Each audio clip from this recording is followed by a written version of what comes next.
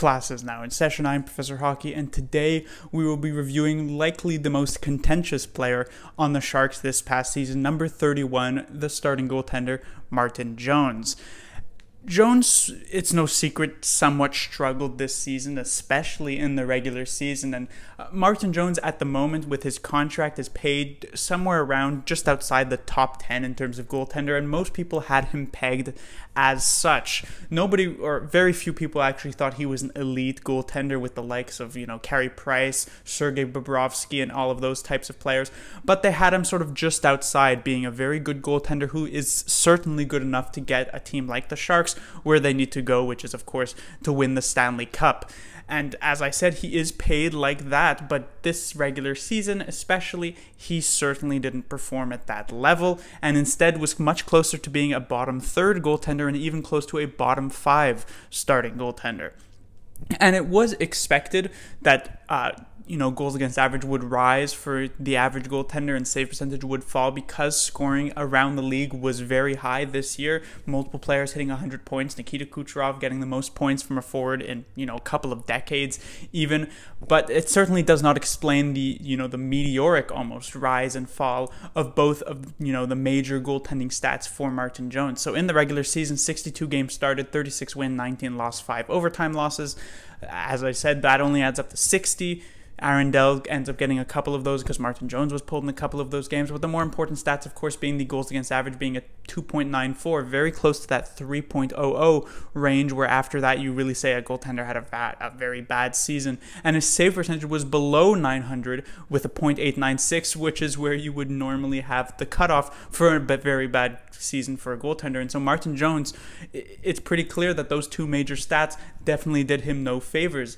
He ended up with 3 shutouts, which isn't all that bad. That's basically the minimal amount of shutouts you'd likely want from your starting goaltender, so not much to criticize right there. But it was pretty clear that Martin Jones' performance in the regular season was really not up to standard, and he sort of ebbed and flowed with how the Sharks as a team performed.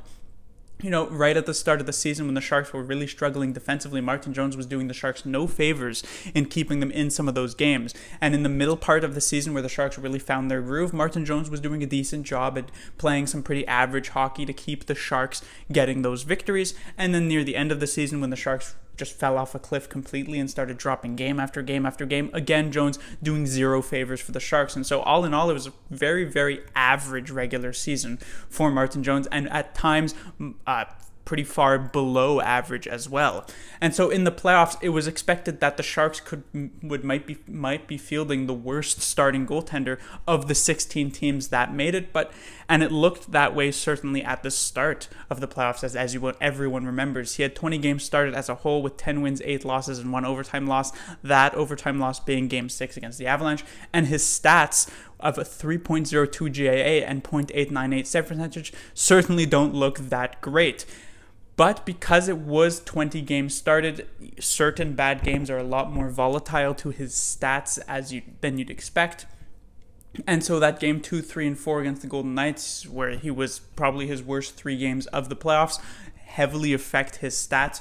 And I don't think they're necessarily reflective of how he performed as a whole, because after that, from Game 5 against the Golden Knights all the way to, I'd say, Game 7 against the Avalanche, he was actually very good. Mostly, besides Game 6 against the Avalanche, I'd say that overtime loss, I think he actually played at a very high level for all 10 of those games, or 9 of the 10 games, I guess I should say.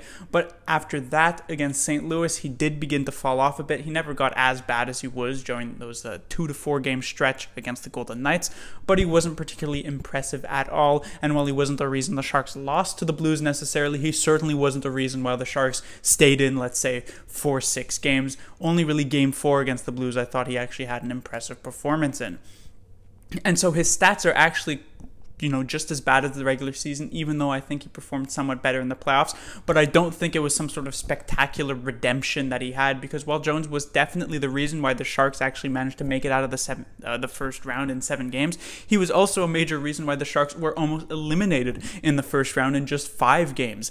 While games 3 and 4 against the Golden Knights, the team did him no favors, and even Jones playing at a very high level likely would have lost those 2, maybe not game 3, but game 2, it was almost entirely his fault for why the Sharks ended up losing that one. And so, it was a bit of a shaky playoffs for Martin Jones anyhow, where he had a very, very good middle portion, but the side portions, that encompass that weren't all that great, even though it was a bit of a redemption from what the regular season was. And so for the grades, they reflect that. As I said, this first quarter wasn't great, as the Sharks wasn't, with a grade of a C. Then the second and third, he got a B, as the Sharks performed much better during the middle part of the season, and then a C- in the fourth quarter. In the playoffs, I ended up giving him a B, which maybe was somewhat generous. Of course, at the time, I was reeling from the end of the playoffs, and I was just looking back at some of those games where, Martin Jones really played miraculously. He had some really high highs in the playoffs along with those really low lows. And so as a final grade, I end up giving him a C+. I'm sure there are going to be some people who say Martin Jones should be getting much lower than that, closer to like D+, or even lower than that. And I'm sure there's going to be some people who say, oh, Martin Jones was so good in the playoffs. He's the only reason the Sharks made it to the third round. He should be getting at least a B.